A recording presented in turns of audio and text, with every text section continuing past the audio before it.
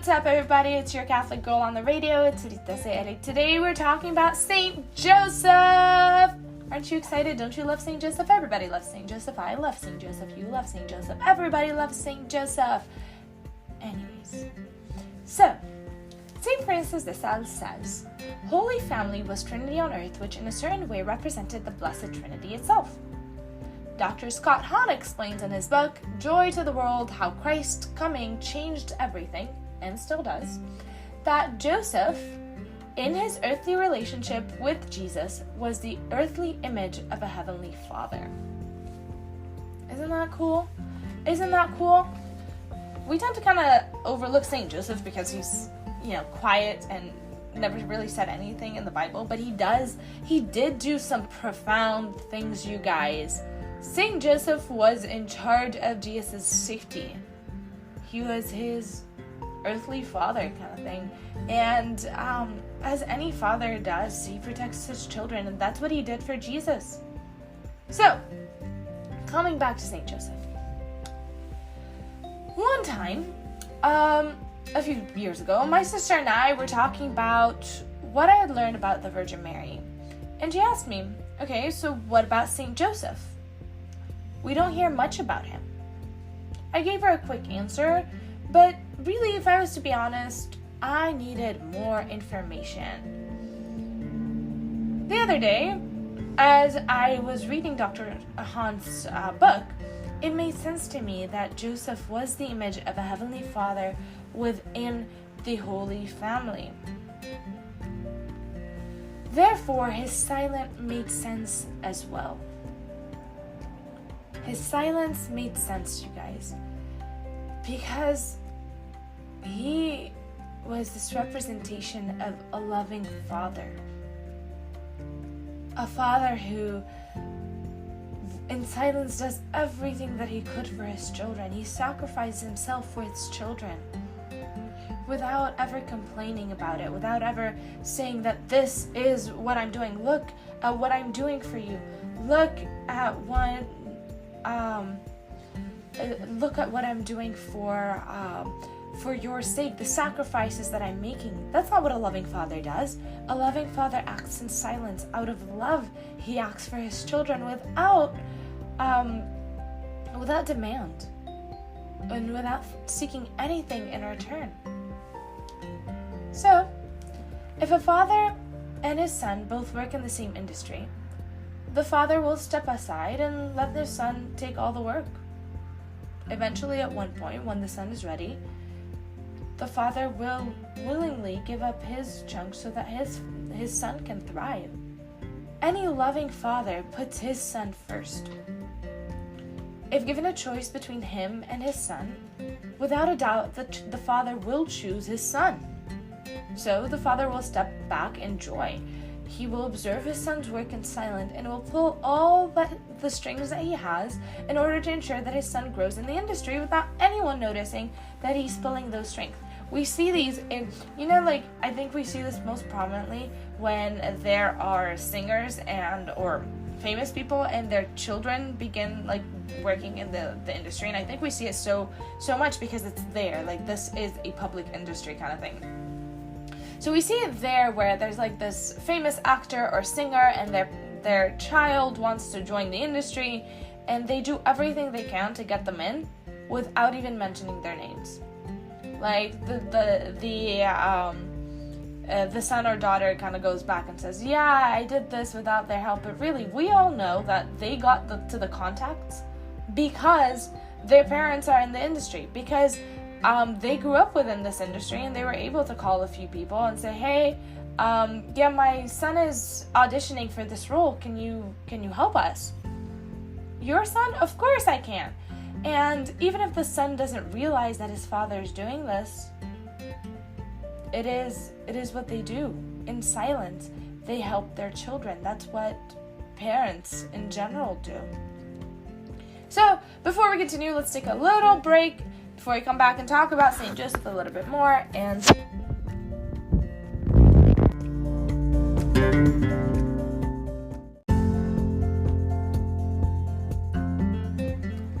Welcome back, everybody. So we're talking about Saint Joseph, but why don't we hear much about him or from him? Well, if he mirrors God the Father and the Holy Family, then Saint Joseph is working in silence to ensure that his son grows in his ministry. I mean, Saint Joseph, he was always vigilant over Jesus. He worked behind the scenes to ensure that God's plan for salvation is carried out the way that God wishes it to be. Think about it. Every time that we see Saint Joseph in the Bible, he is being protective over Jesus. He is saving him from someone trying to kill him. He is looking for him to make sure that Jesus is safe. And Saint Joseph really, in his silence, teaches men about masculinity so in a profound way.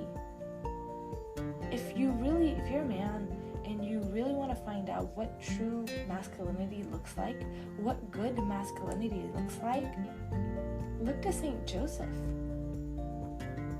Because true masculinity puts the family first. That's what it does. True masculinity puts others, the well-being of your family, before yours. True masculinity says, go to God. Go to God and see what he has for you. I'm sure when St. Joseph found out that Mary was having Jesus, he wanted to give her away, right? He said, he wanted to divorce her secretly. But what happened? The angel, he saw the angels in a dream. What do you think happened between those two events? I tend to think that he prayed. He went to God and he said, God, what do I do? What do I do? And instead of wanting to shame Mary, he took it to prayer. And in prayers, maybe he's like, okay, the most rational thing to do was to divorce her in secret. But God had other plans, and God said, no, you won't. You will take Mary as your wife, and she will be there, and you will be the father to this child, and you'll take care of him. So Saint Joseph teaches men to go to God first. Saint Joseph teaches men to take responsibility. And he does so with great joy. And look at where he ended up. He ended up as the foster father of Jesus. In heaven, he has a very, very, very special place in heaven. He is the head of the Holy Family. And if you are to form a good Christian family, then you need to be like Joseph. You need to learn from him. And I think women need to learn from Mary. But men, really, this is especially for you. Despite the fact that he was so silent all the time, or in the Bible, he played a monumental role. He was the head of the family. He was the one that made sure that Jesus had a home. Why? Because if he didn't take Mary in, she would have been on the streets, and they would have shamed her, and they would have probably stoned her. But he took her in. He took Jesus in. He was the one that made sure that Jesus was safe. And I'm sure moving to Egypt was not everybody's favorite thing to do, but he did it.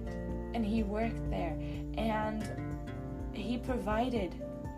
God provided for him. But really, he provided for God. Really. Think about it. In most cases, God provides for us.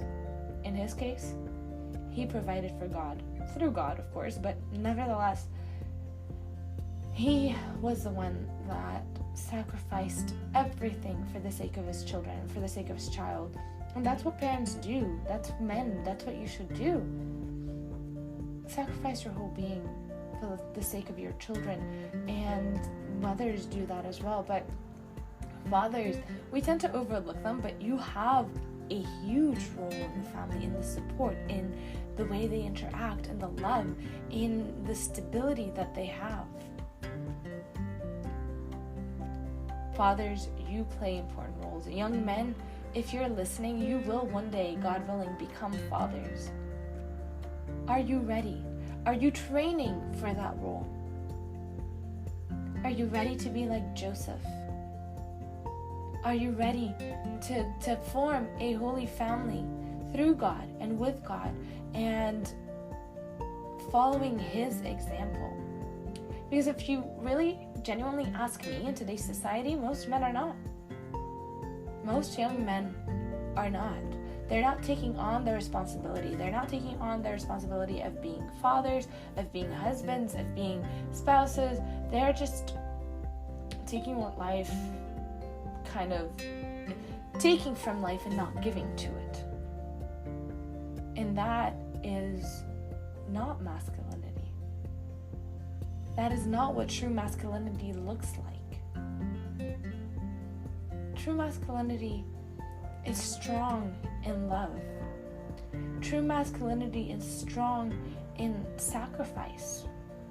True masculinity is laying down your life for the one you love, for the ones you love.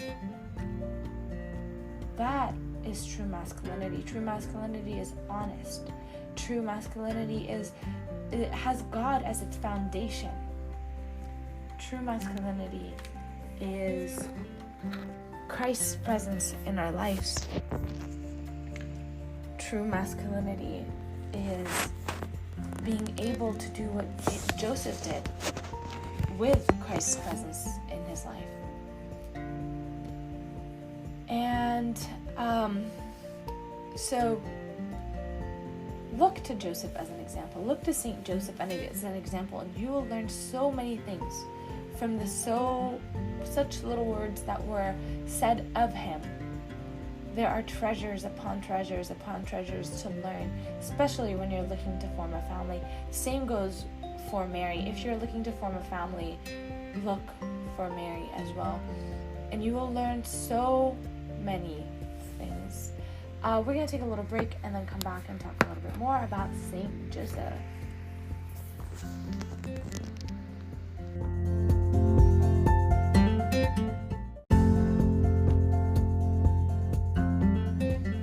Welcome back, everybody. So let's continue our conversation about Saint Joseph. So we talked about Saint Joseph being like the Heavenly Father, but let's talk a little bit more about that. What did Saint Joseph do? Saint Joseph got up in the middle of the night to ensure the safety of Jesus and the Holy Family. In silence, he worked, wishing that the center of the family is always Jesus, much like God the Father does in the New Testament. Now, if we take a look at the Old Testament, God the Father spoke to the prophets by means of revelation. He talked to the prophets. He conversed with them. He showed them visions. He showed them what is to come. He showed them that he would never leave them. He revealed himself to them, all while pointing to the prophecy of the Messiah. Right? He showed himself to them and pointed to the prophecy of the Messiah. In the New Testament, however, we only hear the voice of the Heavenly Father when he points to Jesus as a son. Right? So we have this when Jesus is baptized, we hear the voice of God, and a few other places, I believe. And it's always to point to Jesus.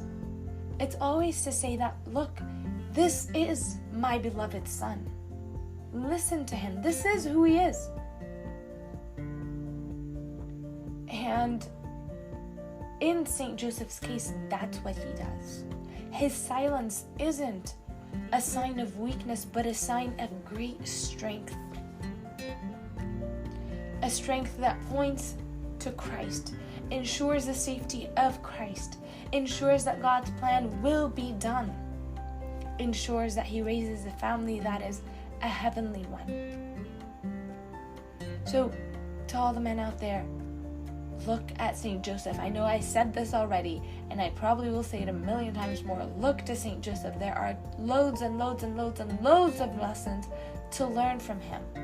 Many things to be done and many things to be learned. So, you guys, what about Saint Joseph? Why don't we hear much about him? To answer that question, well, Saint Joseph mirrored God the Father within the Holy Family. Therefore, his silence wasn't due to lack of importance. Contrary, rather a silence of a father paving the way for his child. He looked out for Jesus. That was his role. He was the provider. He was the father. He was the one Jesus called Dad. And that is a big name. If Jesus is calling him Father, then he must have a huge role. If Jesus is calling him Father, then he must have mirrored the Heavenly Father. Because the Holy Family.